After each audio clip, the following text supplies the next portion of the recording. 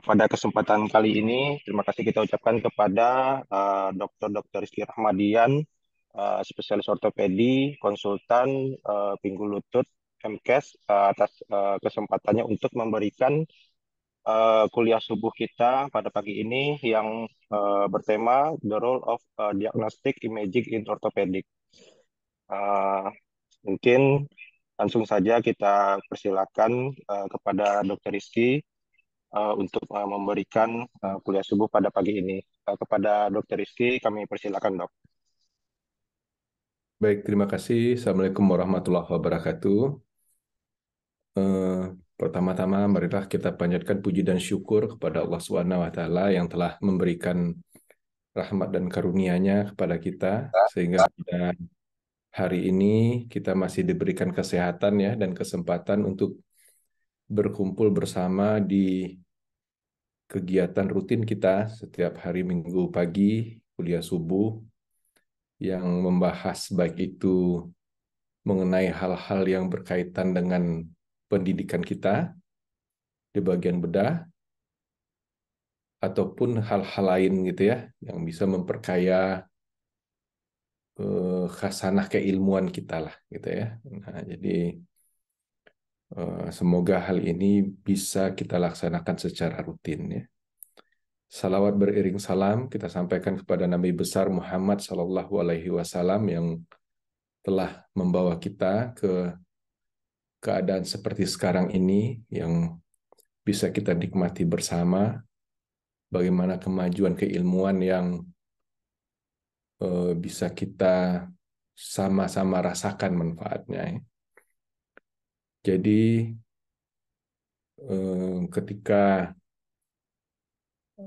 kemarin saya mendapat informasi kalau tidak ada yang bisa memberikan kuliah subuh, ya sedapat mungkin saya akan mengusahakan ya mengisi, walaupun materinya sederhana, tapi kegiatan ini harus kita usahakan sedapat mungkin gitu ya. Kalau memang kita bersama yang tidak mungkin melaksanakan karena kegiatannya ada kegiatan lain yang harus kita laksanakan, tapi pemberi materi yang tidak ada itu diharapkan tidak menjadikan halangan ya. Kuliah subuh ini tidak terisi setiap hari Sabtu pagi ya. Nah, ini mungkin kalau yang bisa bahasa Jepang tahu ya apa mbak sebutannya ini ya. Mungkin kalau yang biasa sudah ikut pelatihan-pelatihan akreditasi sebelumnya gitu ya, ini mungkin sudah pernah tahu istilah ini ya. Kaizen namanya. Kaizen itu bagaimana kita merubah suatu kebiasaan ya, dari kebiasaan yang tidak baik menjadi kebiasaan yang lebih baik, atau suatu kebiasaan yang selama ini tidak pernah kita lakukan, lalu kita sekarang kita buat suatu kebiasaan baru ya. Tentunya kebiasaannya yang lebih baik gitu ya, lebih baik. Nah, kalau di Jepang itu metode Kaizen. Bagaimana mereka mendidik anak-anak kecilnya gitu ya dari dahulu atau siswa-siswanya dari dahulu supaya bisa berubah ya kepada hal yang lebih baik, atau ada kebiasaan yang selama ini tidak pernah dilakukan, sekarang pengen menjadi suatu hal yang rutin dilakukan ya. Nah, di M. Jamil juga beberapa tahun belakangan ini, mungkin dulu ya akreditasi yang lama ya, akreditasi sekarang istilah ini tidak begitu didengung-dengungkan ya. Kalau itu pada akreditasi yang lama ini didengung-dengungkan ini. Bagaimana? Karena kita ketahui bagaimana sifat kita atau kebiasaan kita di M. Jamil banyak, tidak hanya kita, seluruh kalangan ya, yang banyak hal-hal yang perlu diperbaiki gitu. Jadi saat itu di diangkatlah suatu istilah ini bagaimana supaya ada hal-hal yang tidak baik hilang, lalu muncullah hal-hal yang baik, kebiasaan gitu. Mencuci tangan misalnya, dulu kan kita tidak terbiasa mencuci tangan rutin, lalu diajarkanlah bagaimana mencuci tangan rutin. Gitu ya. Walaupun COVID banyak mendidik kita kepada hal-hal yang baik. Nah, itu jadi hal-hal yang selama ini jelek ditinggalkan lalu dirubah pada hal baik. Atau selama ini tidak pernah kita lakukan, sekarang ya kita lakukan menjadi suatu kebiasaan. Sehingga suatu saat apabila hal itu tidak terjadi, merasa ada yang kurang gitu ya di kehidupan kita gitu ya, kehidupan kita. Nah, salah satu kunci dari Kaizen ini adalah repeat ya, repeat. Selalu dilakukan di jam yang sama, walaupun sebentar, walaupun sebentar. Nah, itu yang saya inginkan di kuliah subuh ini. Pukul hari Minggu, hari Sabtu pagi jam 6 pagi harus ada sedapat mungkin, karena itu akan merubah kita ya, merubah kita. Mudah-mudahan nanti ya menjadi kebiasaan lah ya, kebiasaan kita. Makanya saya usahakan sedapat mungkin berisi ya. Jadi bagi yang mengelola, yang diamanahkan untuk mengelola, jangan pura-pura lupa. Saya tidak akan lupa lah. Selama saya tidak akan pikun, saya tidak akan lupa. Ya. Jadi pasti akan saya tanyakan siapa yang akan memberikan materi pada hari Sabtu pagi ini. Kalau ada kegiatan, oh kita ada kegiatan bersama apa gitu ya, yang sehingga banyak dari kita tidak bisa, itu ya tidak apa-apa. Tapi kalau tidak ada yang memberikan, itu diusahakan tidak ya. Sehingga saya usahakanlah kemarin membuat suatu topik sederhana ya, bagaimana pemeriksaan radiologi di ortopedi. Mungkin tidak begitu lengkap, tapi lumayanlah untuk mengulang-ulang mengulang-ulang pengetahuan dasar dalam melakukan pemeriksaan radiologi ya di ortopedi.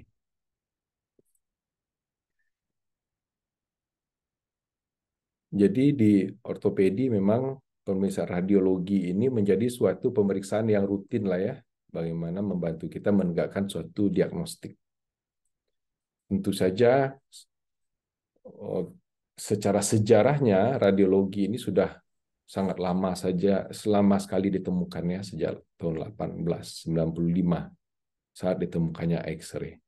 Dan sampai saat ini sangat berkembang sehingga sangat membantu kita dalam menegakkan diagnosis ya dalam bidang ortopedi. Tidak hanya ortopedi, semuanya juga ya, dalam bidang kedokteran. X-ray ini banyak digunakan sebagai pemeriksaan penunjang dan bisa dibilang suatu pemeriksaan penunjang yang dalam tanda kutip wajib lah gitu ya di ortopedi untuk bisa dilakukan. Sebenarnya di bidang keilmuan lain X-ray ini juga banyak digunakan. Di bidang teknik juga ada digunakan ya. X-ray. Sama untuk mendiagnostik juga. Apa saja modalitis X-ray yang banyak kita gunakan? Ya, yang paling rutin lah ya pasti plain X-ray ya. X-ray foto polos ya. Kalau kita bahasakan ke bahasa Indonesianya suatu foto polos. Lalu mungkin juga sudah menjadi kebiasaan bagi kita juga menggunakan ultrasonografi. Mungkin di bidang digestif gitu ya, sudah rutin, vaskuler, onkologi, ortopedi juga yang dahulunya residen ortopedi tidak memegang probe USG, saat ini mulai diwajibkan gitu ya, residen ortopedi harus bisa menguasai USG karena beberapa modalitas diagnostik dan tindakan yang yang banyak dibantu guidingnya oleh dengan menggunakan USG. Jadi bukan berarti kita mengambil kepakaran dari sejawat kita radiologi, tapi kita menggunakan tool-nya yang biasa mereka gunakan untuk membantu kegiatan kita. Jadi jangan nanti tiba-tiba di daerah Anda semua mempunyai USG lalu mendiagnostik suatu penyakit dan mengeluarkan ekspertise. Nah, itu jangan ya, jangan. Nah, ada itu sudah mulai ada yang melakukan, tapi jangan sampai melakukan. Diagnostik untuk membantu kita saja memberikan gambaran umum dengan USG silakan. Tapi kalau mengeluarkan ekspertise menggantikan kepakaran sejawat kita, itu jangan lakukan ya. Itu guiding silakan. Guiding bukan tindakan penyuntikan, biopsi segala macam gitu, ya silakan, ya kan. Lalu CT scan ya, tomografi. Biasanya untuk memperlihatkan, kalau di ortopedi itu lebih memperlihatkan kelainan-kelainan hard tissue secara 3 dimensi. X-ray itu bisa memperlihatkan 3 dimensi dengan kita mengambil beberapa view daripada gambaran radiologinya, mengambil berapa posisi pengambilan bisa memberikan gambaran 3 dimensi. Komputer tomografi bisa merekonstruksi lebih detail lagi secara 3 dimensi. Sangat membantu sekali biasanya ya. Dan bisa memberikan potongan ya, beberapa potongan. Kalau X-ray kan tidak. Bisa memberikan potongan sagital, bisa memberi potongan aksial gitu ya. Jadi terlihat gambar 3 dimensi. Lalu bone scan ya, bone scintigraphy. Wah, bone scan ini untuk memperlihatkan gambaran menyeluruh dari tulang kita, memberikan gambaran yang hotspot biasanya pada, kalau di ortopedi, pada kasus-kasus metastasis ya, metastasis suatu malignansi ke tulang ya, untuk memperlihatkan gambaran-gambaran hotspot, ataupun daerah-daerah yang inflamasi dengan memperlihatkan vaskularisasi yang tinggi. PET scan juga terkadang digunakan pada kasus onkologi, positron emission tomography, dan bone mineral densitometry, BMD, yang biasa digunakan untuk mendiagnostik kasus-kasus osteoporotik di ortopedia, osteoporotik, bone densitometry. Ini ronsennya Wilhelm Conrad ya, yang dia yang menemukan X-ray pertama kali pada tahun 1895, dan gambar di sebelah ini nih ronsen pertama kali dia cobakan ya, tega dia. Jadi ya enggak tangannya yang dia cobakan, tangan istrinya dia cobakan ya. Tapi jadi populer istrinya ya.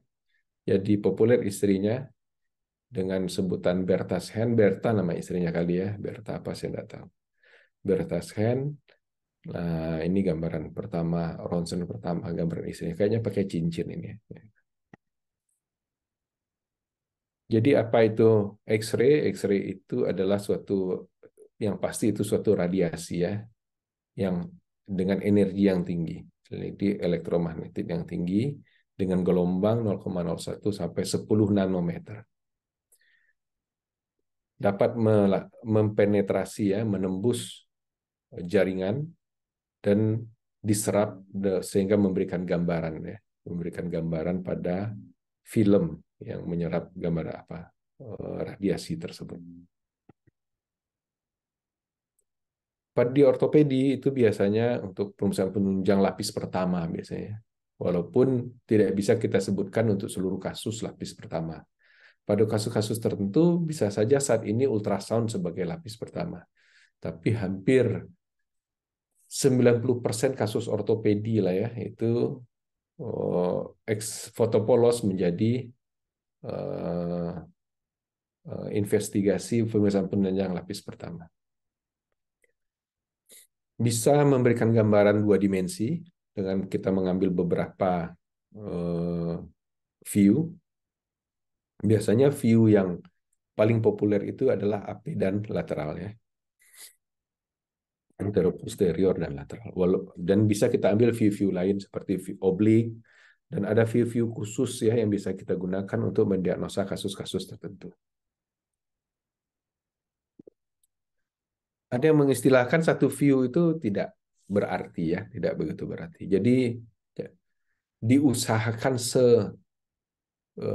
sebisanya itu minimal 2 view. Walaupun ada pada keadaan tertentu bisa saja kita membutuhkan 1 view saja untuk memberikan gambaran. Tapi untuk mendiagnostik itu 2 view ya minimal kita lakukan.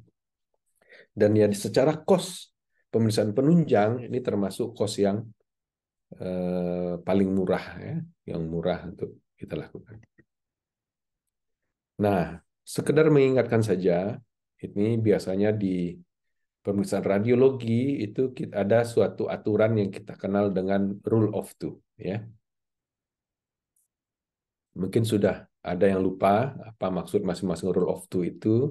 Nah, makanya pagi ini saya berniat untuk kita bersama-sama mengingat lagi ya, karena ini biasanya pengetahuan dasar dalam pengambilan radiologi muskuloskeletal. Ya. Rule of two itu basicnya ada 5, walaupun sekarang sudah berkembang. Kalau baca di beberapa publikasi itu ada 15 rule of two, tapi ya untuk pengetahuan boleh bagus itu untuk diketahui, tapi minimal 5 ini harus diketahui. Apa tujuan kita melakukan rule of two di pemeriksaan radiologi ortopedi? Nah, silakan baca di publikasi saya rasa tahun 2020 atau tahun 2021 itu ya, dia mempublikasikan rule 15 rule of two, tapi saya rasa secara textbooknya itu belum masuk ya. Yang pertama to view ya, to view. Jadi minimal kita mengambil 2 view di pemeriksaan X-ray ekstremitas. Sebagian besar itu AP dan lateral ya. Tapi bisa saja oblik ya. Seperti kalau di ekstremitas atas ataupun bawah ya kebanyakan AP dan lateral. Nah, namun pada posisi-posisi tertentu itu kita butuh oblik biasanya, seperti di pedis misalnya atau di manus gitu ya. Itu kalau kita bikin true lateral ya, itu metakarpal itu tidak terlihat semuanya, saling berhimpitan. Jadi dibikin sedikit oblik. Di kaki juga seperti itu. Kita minta AP, lalu kita tidak minta true lateral. Karena kalau kita minta true lateral, itu metakarpal akan saling berhimpitan, relatif ya, karena dia memang juga eh, tidak secara lateral juga tidak pas berhimpitannya, tapi tidak akan begitu terlihat saling berhimpitan, dia diusahakan tidak berhimpitan. Makanya biasanya pada manus ataupun pada pedis itu kita minta oblik. Nah, kita lihat di sini di Giti ini kan kalau AP-nya terlihat aman-aman saja tuh. Kalau kita amati secara mendetail juga sebenarnya akan terlihat kelainan ya. Kalau terlihat di eh, proximal interphalangealnya itu loh kenapa sela sendinya tidak begitu terlihat gitu ya. Nah, biasanya ada apa-apa. Tapi kalau melihat sekilas saja tengah malam kita mengantuk, kita lihat oh ini tidak apa-apa ya. Selalu kita ber apa menjadikan klinis menjadi patokan utama ya. Kita lihat lo klinisnya ini ada deformitas, kenapa di X-ray-nya terlihat aman-aman saja ya. Nah, makanya kita butuh view satu lagi untuk memastikannya. Nah, di sini terlihat ternyata ada dislokasi di posisi lateralnya. Jadi hati-hati sekali. Nah, harus kalau klinisnya tidak sesuai ya berarti jangan kita menegakkan diagnosis hanya dengan X-ray saja. Nah, bisa kita keliru ya, keliru. Ya walaupun sebenarnya kalau di jari tangan pasti terlihat lah ya ini oh enggak mungkin ini normal kali ya, bengkok seperti ini, tapi di posisi-posisi tertentu di ekstremitas itu sering terjadi kita lalai melihat hanya satu view saja, di view lain ini tidak harusnya bisa memperlihatkan tidak kita lakukan seperti ini misalnya ya kan ada cedera di ankle lalu kita bikin foto AP saja buru-buru ya kadang-kadang juga radiologi tidak begitu memahami operatornya udahlah bikin aja AP gitu ya atau lateral tidak tercetak oleh dia lalu kita lihat saja oh aman kita suruh pasien pulang lalu ternyata beberapa minggu tidak membaik ininya membaik kondisinya tetap bengkak nyeri tidak bisa berjalan ternyata di lateralnya baru terlihat kalau ada fraktur yang long oblique di fibulanya gitu ya jadi selalu ambil 2 view minimal lihat klinisnya tegakkan diagnosa kerja, kita curiga itu suatu fraktur, cari sebisa mungkin apa memang ada frakturnya, gitu ya. Nah, yang kedua adalah to join ya, to join. Pada ekstremitas itu tulangnya itu harus memperlihatkan 2 sendi ya, baik itu sendi yang proksimal ataupun yang distal. Karena terkadang apa kalau adanya terjadi cedera pada tulang tersebut, nah kita harus memastikan tidak ada perluasan dari frakturnya atau cederanya ke daerah sendi. Kita harus memperlihatkan keseluruhan dari tulang supaya kita tidak miss, gitu ya, tidak miss. Nah, terkadang pada X-ray yang konvensional itu tidak bisa, dia ronsennya terbatas luasnya. Kita terhukum dari besarnya ronsen. Namun di zaman sekarang rasanya hampir menyeluruh itu rumah sakit mempunyai X-ray digital ya, digital. Jadi terlihat dulu di monitor, baru di print ke apa. Kalau zaman dulu susah kita untuk memvisualisasikan keseluruhan ekstremitas karena terhukum dengan besarnya film ya untuk memperlihatkan apa kita sering tuh pada tulang-tulang tertentu seperti femur itu ya susah dia memperlihatkan keseluruhan dari tulang. Jadi kita harus hati-hati ya. Nah, seperti ini terlihat ada fraktur sepertinya pada radius.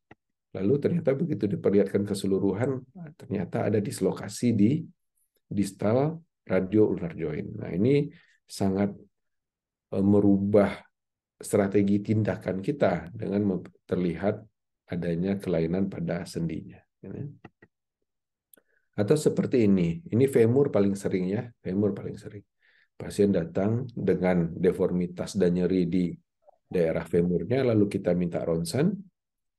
Nah, begitu saja lalu kita tegakkan diagnosa fraktur femur. Ya, lalu setelah dioperasi, ternyata pasien masih semakin terlihat deformitasnya, ada pemendekan dan lain-lain. Mungkin masih kita anggap operasi kita yang gagal dalam merekonstruksi frakturnya, tapi pasien semakin tidak bisa berjalan, ternyata ada fraktur di kolum femurnya, ya, kolum femur. Paling hati-hati di femur ini karena fraktur di proksimal, baik itu kolum femur dan intertrochanter, terkadang tidak begitu terlihat atau terabaikan karena ada deformitas di safnya. Kita terlalu konsentrasi di saf femurnya dan operator radiologinya juga tidak bisa memperlihatkan keseluruhan dari tulang dan kita buru-buru, kita tegakkan saja diagnosa saf femur, ternyata ada fraktur di kolum femurnya. Ini sering sekali terjadi ya, sering sekali terjadi. Jadi benar-benar dipastikan gitu ya. Makanya ya yang paling susah itu dia akan susah memperlihatkan proximal femur. Makanya ada dua teknik biasanya yang kita lakukan. Yang pertama adalah minta foto pelvis dengan dua tujuan. Yang pertama adalah memperlihatkan proksimal dari femurnya. Yang kedua, memang sekitar 30-40% fraktur femur itu diikuti dengan kelainan pada cedera pada pelvisnya. Jadi juga kita pada fraktur femur itu selain kita berpatokan kepada klinis, hampir diwajibkan bagi kita untuk mengambil foto pelvis ya. Nah, seperti ini. Yang ketiga ya, setelah to view, yang kedua to join, yang ketiga adalah two sides atau two limb ya. Pada kondisi-kondisi tertentu kita diharapkan mengambil dua sisi ekstremitasnya. Sisi yang kiri dan sisi yang kanan. Kelainannya yang dia kiri, kanan kita juga ambil. Biasanya itu kita lakukan pada kasus-kasus fraktur di sekitar sendi pada anak-anak ya. Fraktur di sekitar sendi pada anak-anak yang kita ragu menegakkan diagnosisnya karena eh, bukan terkelabui ya, diragukan kita dengan adanya garis-garis lain di sekitar sendi yang biasanya adalah garis pertumbuhan. Karena garis pertumbuhan terkadang terlihat seperti fraktur atau diskontinuitas pada tulang. Ya. Seperti fraktur ada cedera di suprakondiler dari humerus. Lalu kita ragu, klinisnya bongkak, kita curiga itu suatu fraktur. Kita lihat, kita ragu ini fraktur atau garis pertumbuhan gitu ya. Nah, kita ambil ke dua sisi untuk membandingkan ya, untuk membandingkan apakah kalau di sisi yang sehat garis itu ada, di sisi yang sakit juga ada, berarti itu bukan fraktur. Tapi di sisi sehat garis itu ada, di sisi sakit itu, di sisi sehat itu garis itu tidak ada, di sisi sakit dia garis itu ada, nah kita curiga fraktur. Kita konfirmasi lagi secara klinis, apakah lokasinya tepat. Kondilus lateral, kondilus medial, kita pastikan di mana lokasi nyerinya. Ya. Jadi atau yang paling sering juga di distal tibia, gitu ya, distal tibia juga pada anak-anak ada garis pertumbuhan juga di sana, kita ragu ada cedera yang sering di daerah ankle, apakah ini suatu fraktur atau garis pertumbuhan. Kita ambil dua sisi. Nah, jangan dengan aturan two limbs ini, jangan bersifat konyol kalau ada fraktur di shaft ekstremitas, sepertiga tengah tibia, sepertiga tengah femur, jangan pula diambil two limb, karena tidak akan meragukan ya, tidak akan meragukan. Two limbs itu kita ambil apabila kita ragu dengan adanya garis pertumbuhan di sekitar sendi. Yang frakturnya itu kita curigai memang di sekitar sendi. Kalau sepertiga tengah ya tidak perlu two limb kita ambil ya. Jangan salah kaprah dalam mengartikan ini. Two occasion ya, yang berikutnya two occasion, dua kesempatan ya, dua kesempatan. Kapan ini kita lakukan? Biasanya sebelum dan sesudah tindakan ya. Sebelum dan sesudah tindakan. Misalnya kita ada fraktur, ini contohnya fraktur Montegia ya, walaupun Montegia ini adalah suatu necessity fracture yang paling tidak mungkin ya kita lakukan reduksi secara tertutup dan konservatif dengan imobilisasi dengan gips. Nah ini pada contoh ini ya contoh ya pasti tidak berhasil lah ya. Nah biasanya susah kita mencapai keberhasilan melakukan reduksi pada Montegia. To occasion sebelum dan sudah tindakan. Kita diagnostik dia ada fraktur Montegia, lalu kita usahakan secara mungkin waktu itu operator mengambil keputusan konservatif, lakukan reduksi, imobilisasi dengan gips, dilihat setelah di gips, dengan reduksi dan gips, dilihat hasilnya bagaimana. Apakah tercapai atau tidak reduksi dan imobilisasi kita. Gitu ya. Nah, jadi two occasion, dua kesempatannya, sebelum dan sudah reduksi, atau mungkin contohnya lupa saya sampaikan di sini, yaitu pada kasus-kasus tertentu seperti fraktur di pasien cedera di sekitar metafisis, lalu ada klinis yang memberikan kecurigaan bagi kita suatu fraktur, namun kita ronsen dia tidak terlihat fraktur, gitu ya. Karena pada fraktur-fraktur di bagian metafisis kadang tidak terlihat pada saat kejadian, gitu ya. Nah, lalu setelah sekitar 2 minggu itu kita ronsen lagi, itu dia akan terlihat lebih jelas ya, lebih jelas terjadinya suatu fraktur. Karena kita ketahui pada fraktur healing beberapa hari setelah fraktur terjadi nekrosis beberapa mili di sekitar lokasi fraktur. Mungkin di awal-awal tidak terlihat, begitu kita ronsen beberapa hari setelah itu akan terlihat garis frakturnya. Itu juga kita sebut dengan two occasion. Ya.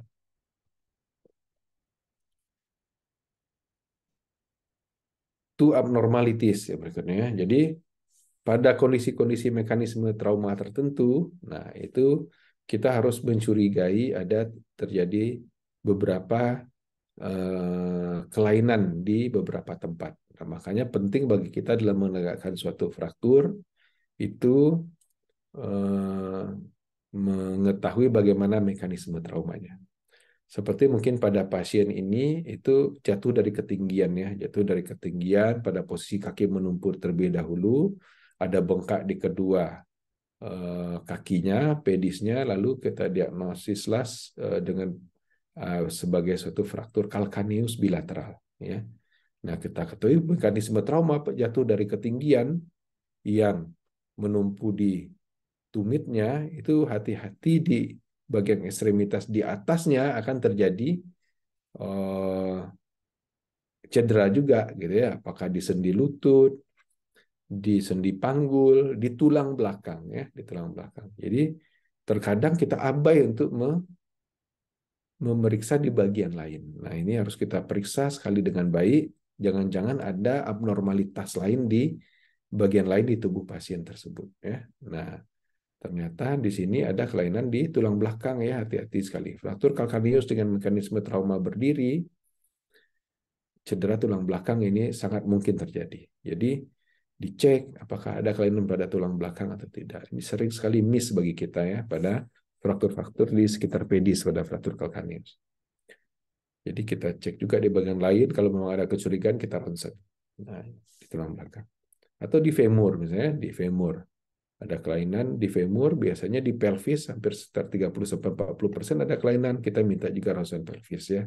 apakah ada kelainan di sekitar pelvis, apakah itu fraktur ramus pubis, apakah itu fraktur acetabulum, atau kelainan pada ring pelvis lainnya, ya di sakrum dan lain-lain. Jadi periksa dengan baik dan temukan apakah ada abnormalitas lain yang disebabkan karena trauma yang sama, ya.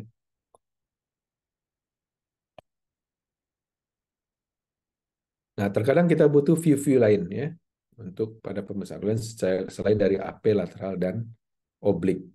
Pada scapula misalnya, kita butuh adanya striker nose view, ada scapular view, ya. Mungkin pernah mendengar ada shoulder trauma series, ya, shoulder trauma series pada fraktur-fraktur di sekitar scapula.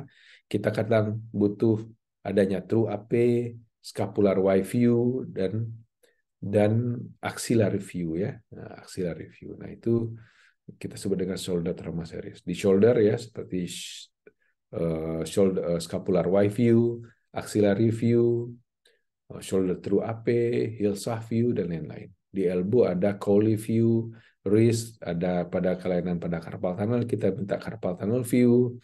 Pada hand ada ball catcher view, pelvis ada pelvic inlet dan outlet, ya, ada Jude view untuk acetabulum, di ankle ada mortis view, calcaneum ada Harris axial view. Nah, ini diharapkan kita tahu bagaimana teknik pengambilan.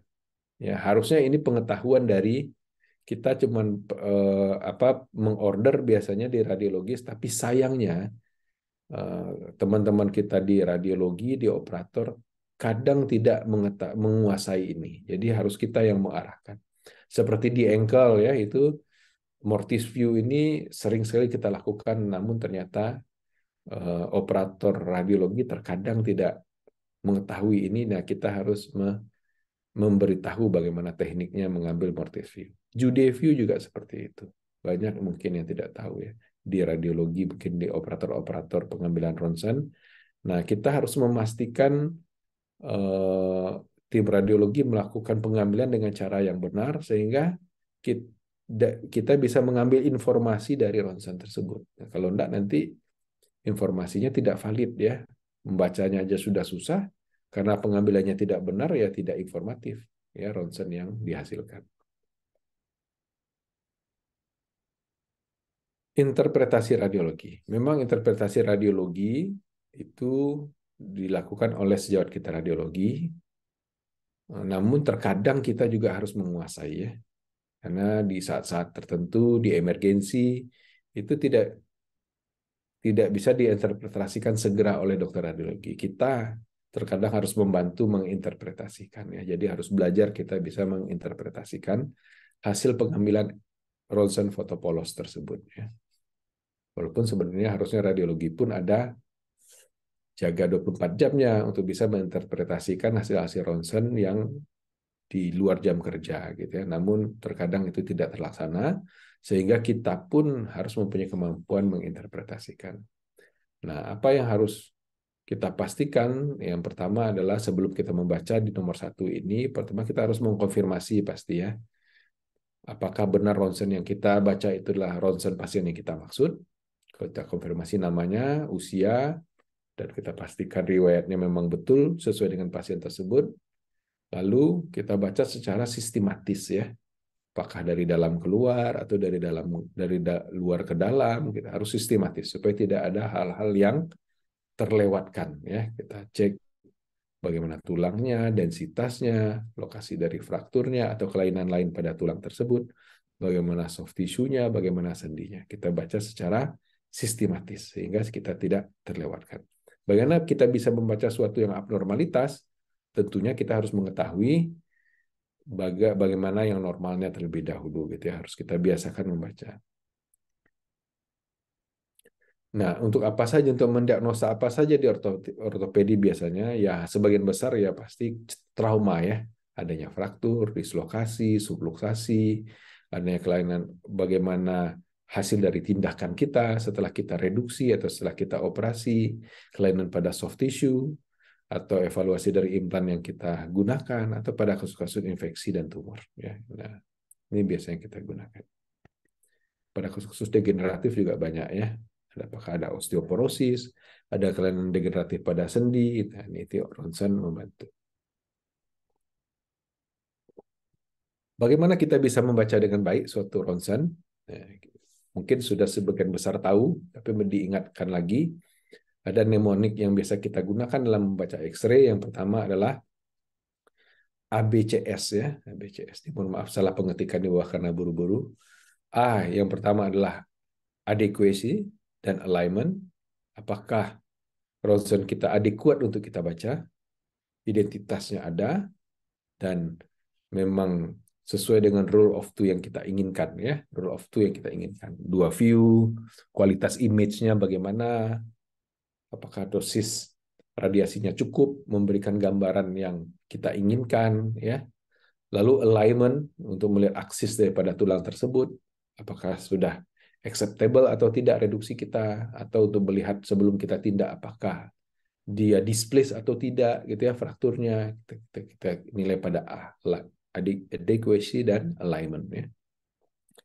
Yang kedua B ya, kita nilai tulangnya, kita lihat keseluruhan dari tulang, apakah ada diskontinuitas, kelainan kepadatan dari tulang, mungkin karena infeksi ataupun karena malignansi, atau deformitas ya dari tulang tersebut. Apakah deformitasnya itu disebabkan oleh suatu kelainan bawaan atau akibat dari suatu degeneratif, proses degeneratif, atau karena trauma yang terjadi yang menyebabkan terjadi pergeseran dari tulang dan sendinya. Gitu ya, kita lihat B-nya bagaimana. Yang kedua C, yang ketiga kita lihat C ya, C cartilage ya, cartilage. Kita lihat setelah sendinya bagaimana, apakah simetris atau tidak kiri dan kanan. Cartilage. Yang berikutnya soft tissue. Apakah ada pembengkakan, efusi, dan lain-lain ya di soft tissue-nya. Kalau di tulang belakang, apakah ada penyempitan dari diskusnya, diskusnya. Jadi supaya kita tidak lupa, dibikinlah suatu mnemonik sederhana yang banyak digunakan di bagian bedah ya, A, B, C ini ya. Nah, supaya kita gampang melihat. Kebetulan cocok-cocok aja untuk kita bisa mengevaluasi suatu ronsen. Kita ulangi, ABCS adalah A, adequacy dan alignment, B, tulang, bone, C, cartilage untuk sendi, dan S adalah soft tissue. Ya. Nah, tulang ya, adequacy yang pertama. A, kita tinjau satu-satu ya supaya kita tidak lupa. A, apakah adekuat ya untuk kita baca? View-nya itu to view. Kalau ternyata tidak to view, perlu kita minta lagi to view sesuai dengan yang kita inginkan dan patologi yang ingin kita tetapkan gitu ya. Nah, 3 view kadang butuh 3 view. AP, lateral, oblik atau aksial dan lain-lain. Tergantung patologis yang kita curigai secara klinis dan view apa yang bisa memperlihatkan ya patologis itu sebagai konfirmasi bagi kita. Nah, pada anak-anak ya to limb ya atau to side, minimal anteroposterior, kadang-kadang kita butuh view lainnya gitu ya. Jadi kita pastikan adekuat. Bagaimana eksposur radiologinya? Apakah cukup dosisnya sesuai dengan gambaran yang kita inginkan? Gambaran kita inginkan gambaran tulang beda dosisnya, gambaran soft tissue beda. Ya, nah itu harus kita pastikan sehingga hasil ronsen yang sebelum kita baca itu adekuat untuk memberikan informasi patologis yang ingin kita tetapkan. Berikutnya alignment ya, untuk melihat kesegarisan dari tulang. Apakah terjadi fraktur dan terjadi pergeseran, seberapa besar pergeserannya, kita harus tahu alignment-nya bagaimana, berapa angulasinya, berapa derajat angulasinya, itu harus kita tetapkan dan kita ukur. Karena kita harus menetapkan apakah ini terjadi pergeseran atau hasil dari tindakan kita acceptable gitu ya, bisa diterima. Ya, jadi alignment-nya kita pastikan. Atau pada kelainan-kelainan bawaan, ada genovarum, ada genovalgus, ada kelainan deformitas yang menyebabkan sendinya terjadi perubahan bentuk ya. Nah, itu alignment. Berikutnya tulang ya, tulang. Tentunya hasil ronsen yang kita baca harus bisa memperlihatkan secara densitasnya itu cukup untuk kita baca tulangnya. Jangan terlalu hitam dia karena dosisnya terlalu tinggi atau terlalu putih dia gitu ya. Nah, sehingga tidak bisa kita lihat garis frakturnya dengan jelas ya. Kontrasnya harus bagus sekali sesuai dengan patologi yang ingin kita lihat. apakah itu soft tissue ataupun hard tissue. Kita lihat tulangnya, apakah ada diskontinuitas atau tidak, sesuai kalau itu pada kasus trauma, atau kita lihat apakah ada dislokasi subluxasi pada sendinya, gitu ya, kita perhatikan dengan baik. Jangan sampai salah, kelainan di sebelah kiri kita lihat kita lihat kelainan di sebelah kanan, kita lihat sebelah kiri gitu ya. Nah, jadi kita harus melihat side yang benar dari tulangnya sehingga kita tidak miss gitu ya. Apakah ada kelainan-kelainan lainnya seperti adanya osteoporosis gitu ya. Bisa kita lihat di tulangnya gitu ya. Nah, untuk osteoporosis kalau di foto polos kita sekedar mengingatkan saja ada indeks yang bisa kita gunakan ya, disebut dengan Singh Index ya. Singh Index. Nah, ini pengetahuan untuk bedah umum ini ya, bagaimana untuk melihat Singh Index ya. Biasanya kita lihat di sisi proximal femur ya, head femur dan trochanter femur. Ada garis-garis yang harus kita baca, primary compression trabecula, secondary compression trabecula, primary tensile trabecula, secondary tensile trabecula, dan Watt triangle namanya. Ya. Nah, dengan garis-garis itu kita tentukan Singh indeksnya grade berapa secara kasar. Walaupun secara objektif sudah ada sekarang pemeriksaan bone mineral densitometry ya, bone mass densitometry atau BMD. Nah, itu juga bisa memberikan gambaran osteoporosis secara objektif. Akan tetapi kalau itu tidak ada, bisa kita tetapkan dengan Singh index ya. Yang berikut C adalah cartilage ya. Cartilage itu untuk melihat apakah ada defek daripada cartilage secara apalah ya, tidak secara detail lah kalau ronsen, tapi bisa memberikan gambaran yang gambaran yang memberikan kecurigaan bagi kita ada cedera cartilage atau tidak. Walaupun kita tahu kalau ronsen itu memperlihatkan kelainan pada tulang, Cartilage tidak terlihat, tapi defek-defek di sendi itu bisa memberikan gambaran kecurigaan kita ada defek di cartilage-nya. Ya, karena cartilage yaitu radiolucent tidak terlihat di ronsen, tapi defek-defek yang luas itu akan terlihat gambarannya. Nah, mungkin setelah itu kita butuh gambaran yang lebih detail lagi, seperti pengambilan MRI misalnya, untuk memberikan gambaran yang lebih detail di defek cartilage.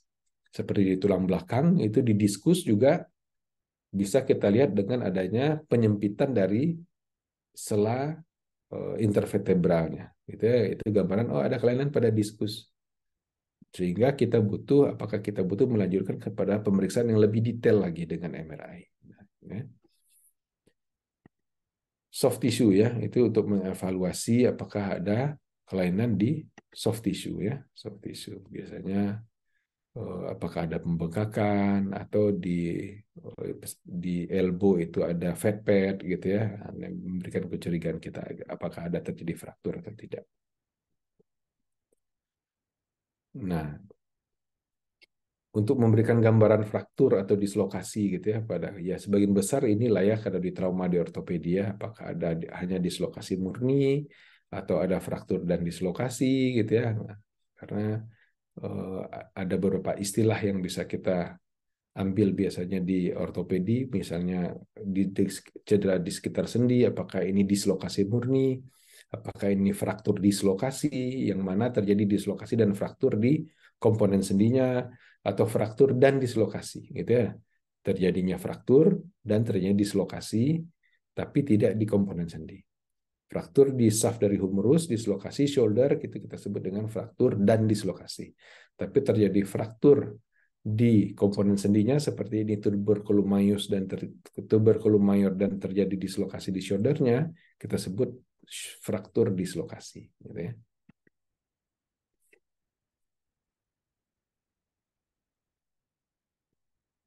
Jadi saya share screen lagi ya. Ya. Selain itu, radiologi juga bisa kita gunakan untuk mengevaluasi perkembangan dari penyembuhan tulang kita ya. Apakah sudah terjadi setelah kita lakukan imobilisasi atau tindakan, lalu kita evaluasi dari minggu ke minggu gitu ya. Biasanya kita kasih patokan. Evaluasi pertama misalnya 2 minggu, setelah itu 6 minggu, setelah itu 3 bulan gitu ya untuk melihat perkembangan. Apakah sudah terjadi clinical union, baru terjadi clinical union, atau sudah terjadi radiological union? Nah, ini kita harus bedakan, ya kan?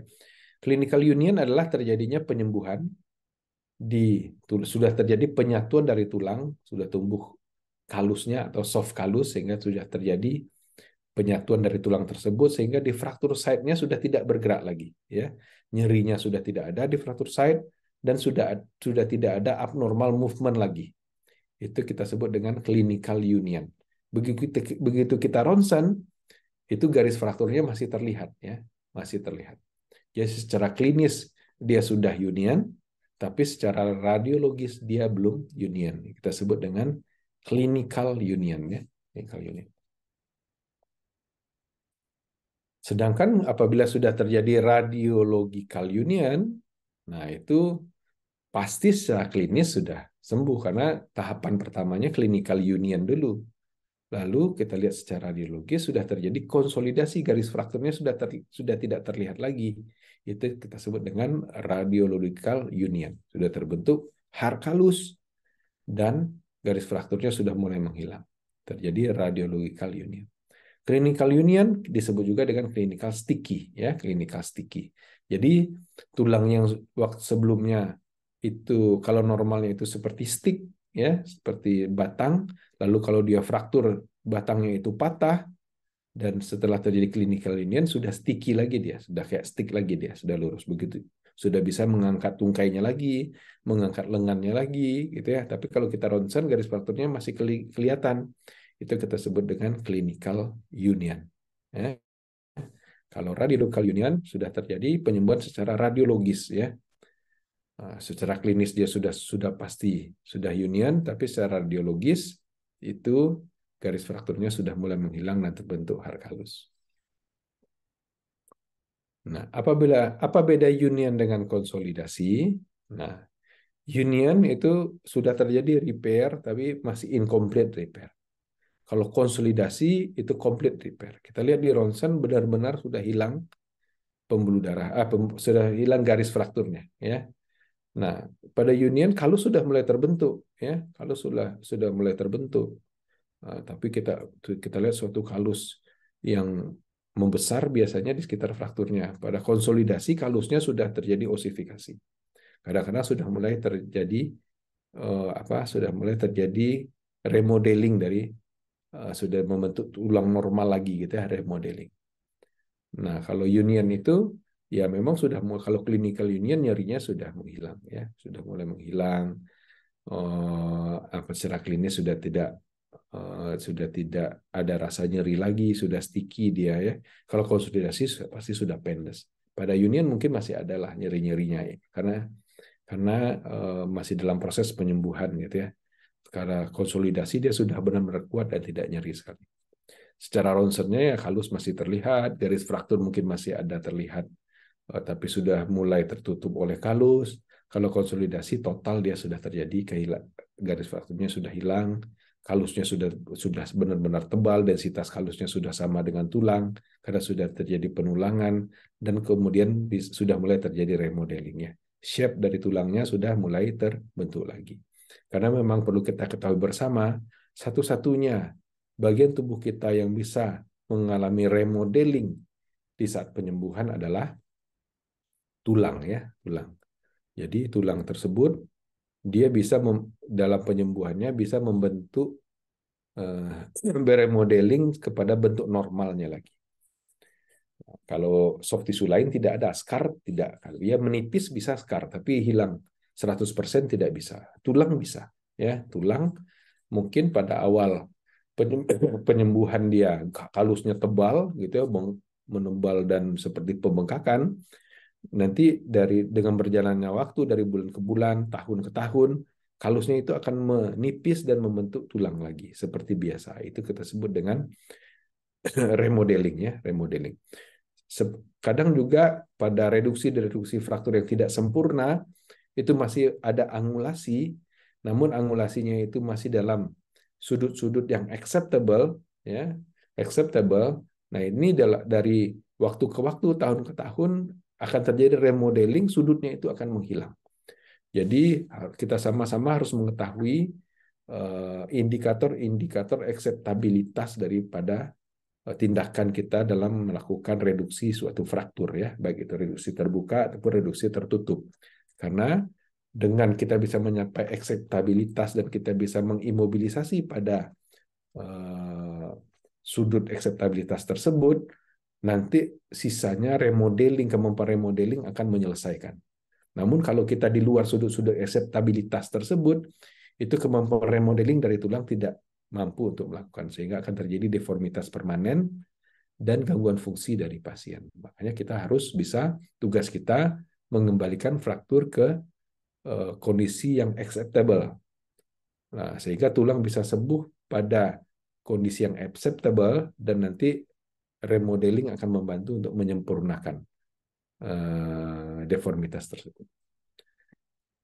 Baik, mungkin itu saja yang bisa saya persiapkan ya untuk pengantar diskusi pada pagi hari ini.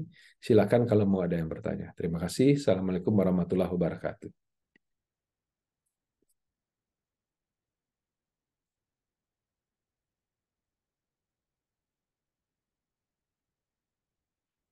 Mana San tertidur, San? Halo, Assalamualaikum dok. Salam. Silakan. Iya, Gila tertidur, San, tadi. Anda, dok. Baiklah, terima kasih atas kuliah subuh yang telah disampaikan, dok.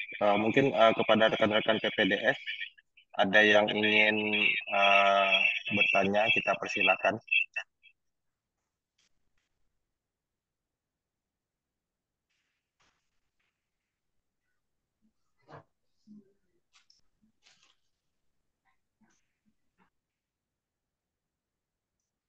Izin bertanya, Dok. Ya, silakan. Siapa ini? Altaf, Dok. Ah, ya, silakan. Izin, Dok. Kalau misalnya seperti yang kadang kita dapat ada pasien datang ke poli dengan kasus mungkin riwayat fraktur sebelumnya, Dok, lalu membawa hasil ronsen sebelumnya. Nah, kapan kira-kira kita masih bisa menggunakan hasil ronsen pasien sebelumnya dan kapan kita harus melakukan pemeriksaan ulang, Dok? Dan juga, Dok, saat misalnya pasien datang ke IGD rujukan dari daerah, apakah ronsen itu selalu harus kita ulang di rumah sakit kita atau kalau dirasa perlu sudah cukup tidak perlu diulang lagi, Dok? Terima kasih, Dok. Baik, ya, memang itu sering terjadi ya. Eh, Kepada kasus-kasus neglected atau kasus-kasus rujukan, gitu ya, neglected atau rujukan. Nah, ini tergantung kondisi. Tetap kita berpatokan kepada klinisnya, berpatokan kepada klinis. Contohnya pada skenario yang pertama tadi, pasien datang ke poliklinik, katakanlah itu skenario pertama belum ditindak, gitu ya, belum ditindak. Pasien sudah cedera, katakanlah 3 bulan yang lalu, ya. Kita anamnesis dulu bagaimana mekanisme cederanya, lalu kita cek dengan pemeriksaan fisik, kita lihat tungkainya atau lengannya, lalu kita lihat ronsen yang dia bawa. Kalau menurut kita ronsen tersebut masih sesuai dengan klinisnya, ya, ya berarti tidak perlu kita ronsen ulang. Tapi kalau kita lihat, loh ternyata kenapa di klinisnya ini bengkok sekali, ya kan? Bengkok sekali, atau bentuk sendinya sudah berubah. Kita lihat di ronsen tidak tidak seperti yang bayangan yang kita bayangan yang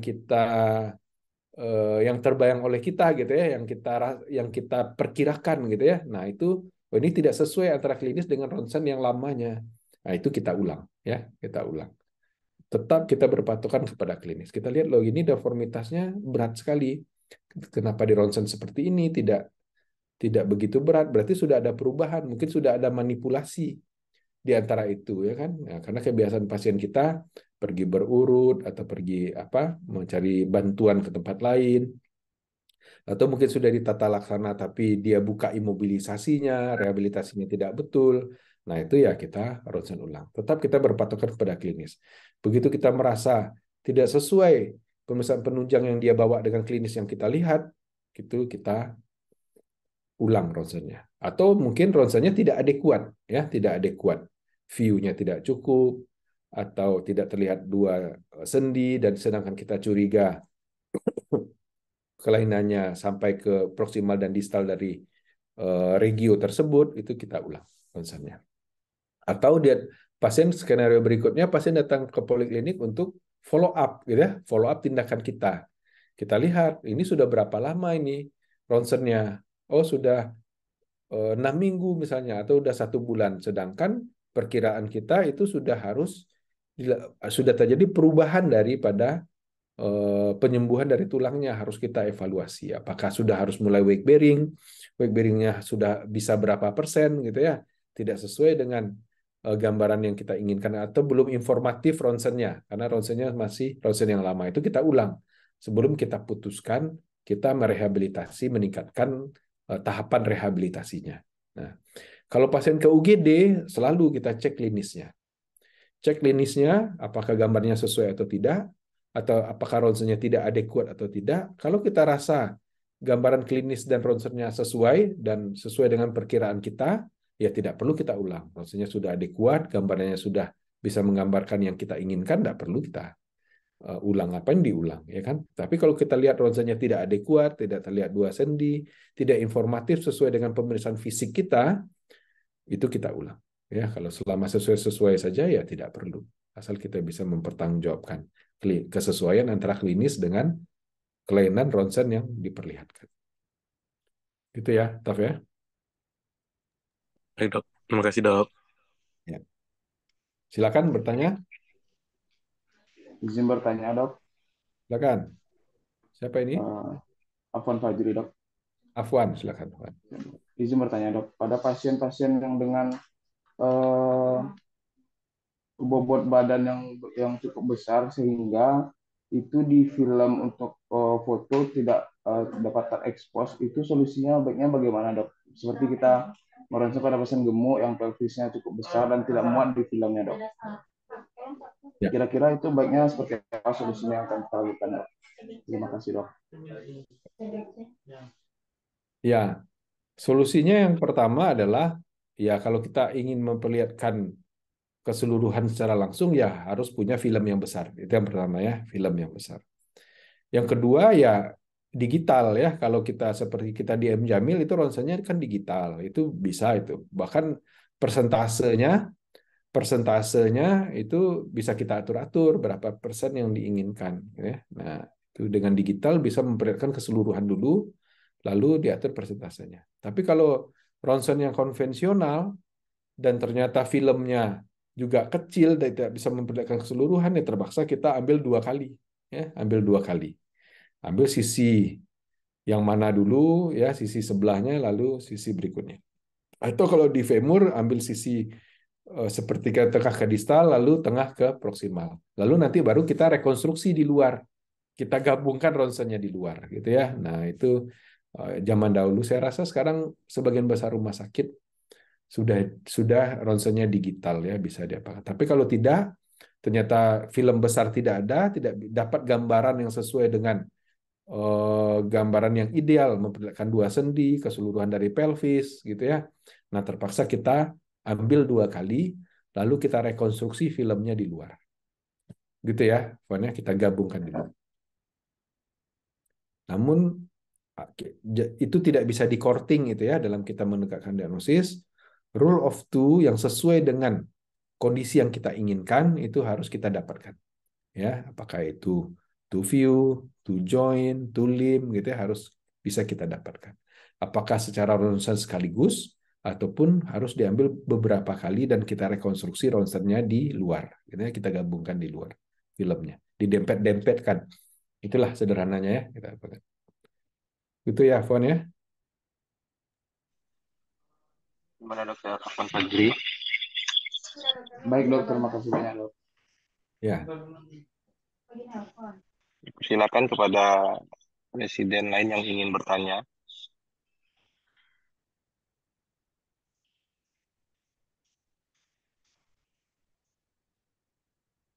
Pada Oksa Sukma Perdana, persilakan Dok. Assalamualaikum dok. Sebelumnya terima kasih untuk pemaparan materinya dok. Sungguh menambah ilmu. Izin dok, ingin bertanya, pada saat kita nantinya bekerja di daerah misalkan, lalu modalitas kita terbatas untuk tersebut dok.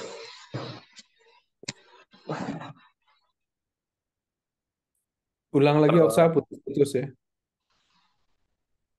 Baik dok, izin dok, saat kita bekerja nanti di daerah dan kita memiliki modalitas yang terbatas, terkadang yang kita lihat di daerah, pemeriksaan ronsen sendiri tidak memenuhi syarat-syarat untuk pemeriksaan, tidak memenuhi misalkan tidak memenuhi to join, sehingga bagi saat kita di dunia pendidikan itu sebagai pemeriksaan yang tidak layak baca, pemeriksaan ronsen yang tidak layak baca.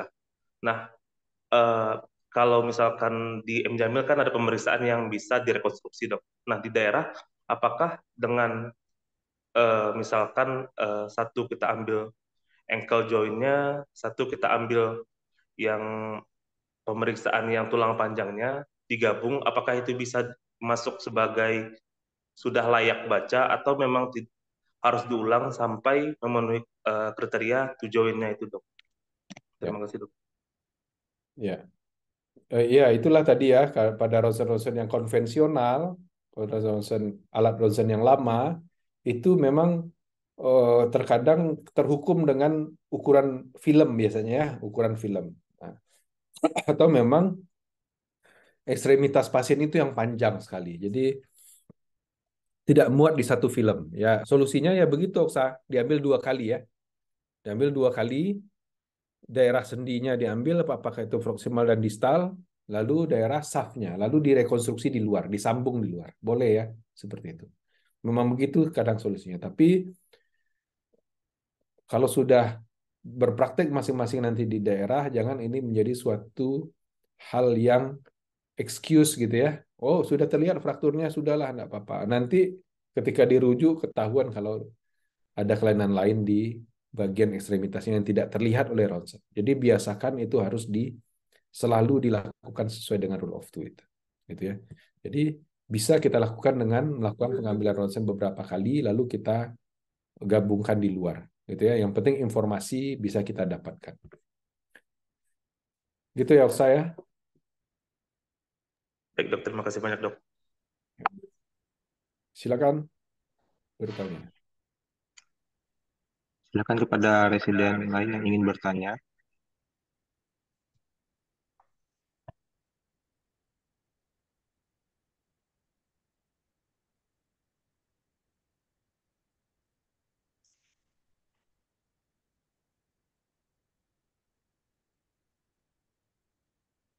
Assalamualaikum dok. Waalaikumsalam. Izin bertanya dok, Mulfa dok. Mulfa, silakan.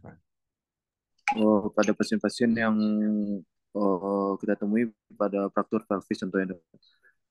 Dan dia tidak lakukan tindakan operatif manajemen, hanya konserv.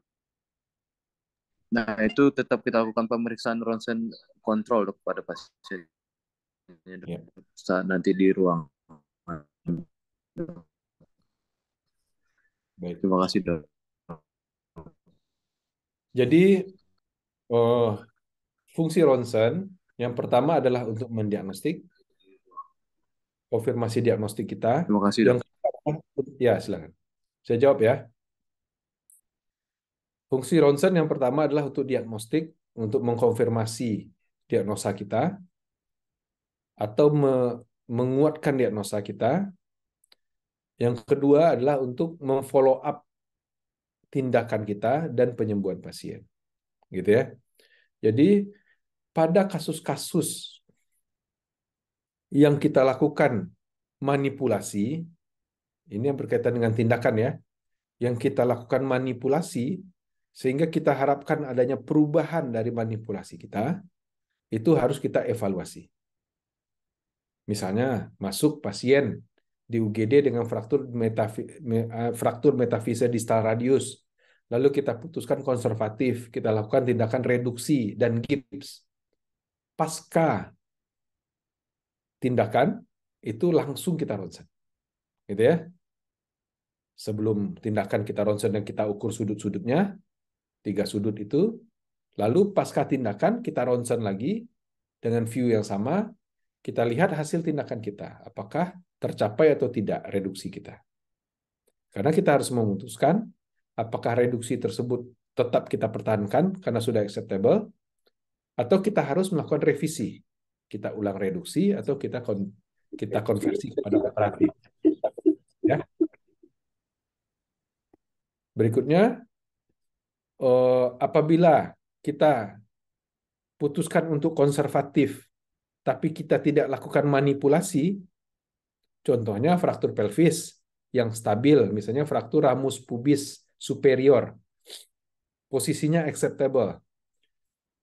Lalu kita tidak lakukan manipulasi, ya kan? Juga tidak lakukan imobilisasi karena tidak perlu. Ya, kalau kita rawat pasien tersebut, ya pasca dirawatan ya tidak perlu ronsen kontrol, karena kita tidak lakukan apa-apa, ya kan? Kecuali kita lakukan manipulasi. Contohnya fraktur pelvis yang rotational unstable, ya, yang tipe B. Lalu kita lakukan pelvic bandage, ya, atau pelvic wrapping, dan kita putuskan itu sebagai tindakan konservatif karena pasien menolak lakukan tindakan operasi, ya kan? Nah, itu berarti kita lakukan ronsen kontrol pelvisnya karena ada pergeseran dari fraktur dan kita melakukan usaha manipulasi, ya kan? Itu di UGD kita lakukan, masuk ke ruangan kita pasang pelvic bandage, di ruangan kita ronsen ulang apakah manipulasi kita berhasil atau tidak. Begitu juga untuk follow up. Pada kasus begitu lalu pasien pulang misalnya, fraktur pelvis ramus pubis, kita tidak manipulasi. Nanti 2 minggu, 3 minggu kita ronsen ulang. Kita melihat apakah kalusnya sudah terbentuk atau tidak. Karena berkaitan dengan keputusan kita dalam merehabilitasi pasien. Apakah pasien sudah bisa mulai berjalan? Berjalannya pun bagaimana? Dibantu dengan tongkat, berapa persen sudah boleh diinjakkan? Tongkatnya 1 atau 2, itu evaluasi. Itu kita ronsen berkala. Apalagi fraktur-fraktur lain yang kita lakukan tindakan manipulasi. Sebelum tindakan kita ronsen untuk menegakkan diagnosa, pasca tindakan kita ronsen, follow up kita ronsen lagi untuk melanjutkan rehabilitasi kita. Begitu ya, menurut saya. Tergantung apa yang kita lakukan dan informasi apa yang kita inginkan.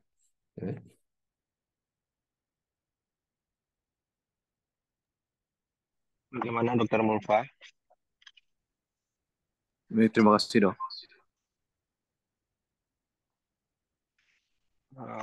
Baiklah, ada yang ingin bertanya lagi dari residen?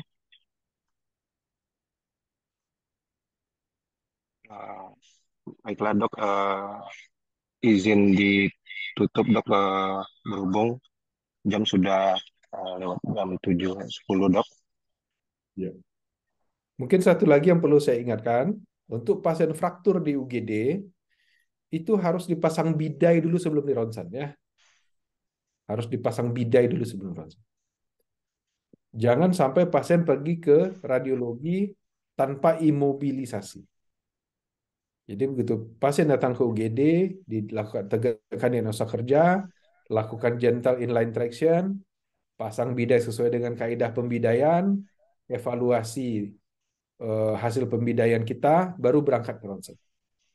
Jangan biarkan pasien berangkat ke ronsen tanpa imobilisasi, lalu nanti dimanipulasi oleh petugas radiologi tanpa imobilisasi.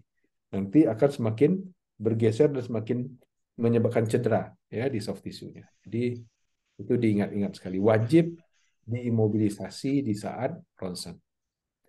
Nah, di ronsen nanti ada beberapa masalah yang terjadi, gitu ya.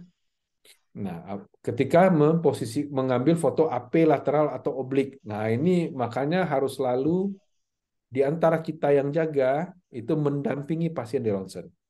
Karena kadang-kadang petugas ronsen perlu memanipulasi. Kadang-kadang dia marah ada pembidaian. Gitu ya.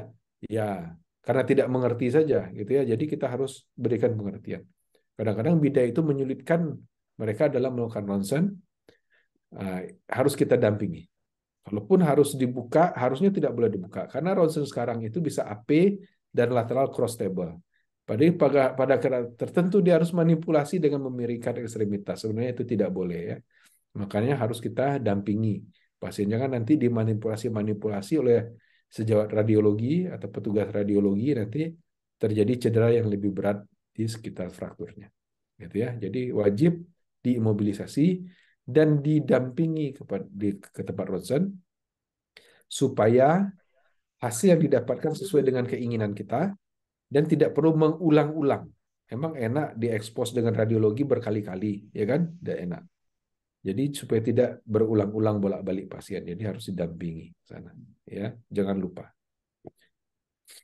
Mungkin itu ya. Kalau ada yang mau ditanyakan lagi, dipersilakan. Kalau tidak, bisa kita tutup ya.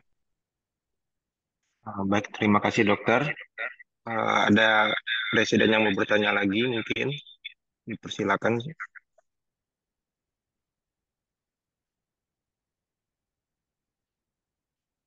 Baik dokter, izin ditutup dokter. Silakan. Terima kasih dok atas penyampaian materi kuliah subuhnya. Semoga bisa kami terapkan di kehidupan pembelajaran dan praktek pelayanan sehari-hari dok. Mungkin demikian kuliah subuh kita tutup sama-sama dok. Ucapkan hamdalah alhamdulillahirobbilalamin. Saya sebagai moderator mohon maaf jika ada kesalahan dok. Wabillahi taufiq wal hidayah. Assalamualaikum warahmatullahi wabarakatuh. Waalaikumsalam warahmatullahi. Terima kasih dok.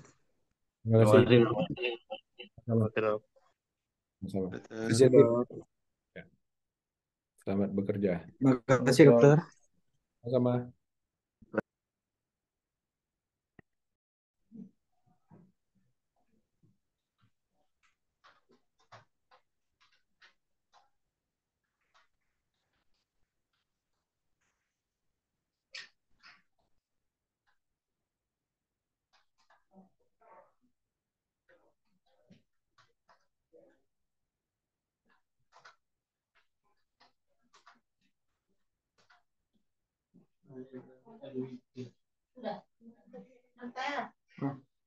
Kemana dibawa? Bang, ini hanya buat nama.